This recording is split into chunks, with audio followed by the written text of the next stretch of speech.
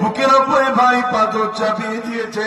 ভারী পাথর চাপিয়ে দিয়ে বলতে লেগেছে, এ বেলাল, আল্লাহকে ছেড়ে দাও, মোহাম্মদ রসুলকে ছেড়ে দাও, দ্বীনকে ছেড়ে দাও। বেলাল, তোমাকে আমি খরিদ করেছি, যদি তুমি আমার কথা না মানো তোমাকে আরো শাস্তি দিয়ে হবে। আর তুমি যদি আল্লাহ রসুলকে ছেড়ে দাও, বেলাল তোমাকে আজাদ করে দিয়ে আমাদের রাজত্বের অংশীদার দেওয়া হবে। তোমাকে কোন এক জায়গার লিডার বানানো হবে, গভর্নর বানানো হবে, কাউন্সিলর বানানো হবে।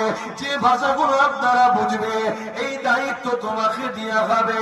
এ বেলাল, আল্লাহ ও রসুলকে ছেড়ে দাও। হযরত বেলাল এতটা কষ্ট করে গরম মরুভূমির বাড়ির উপরে শুয়ে বুকে ভারী পাথর রেখে নিঃশ্বাস নিতে পারছে না।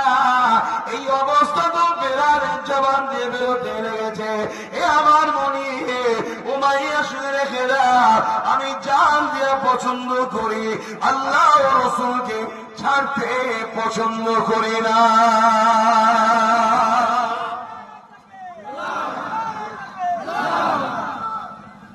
কিসের আমরা মুসলমান?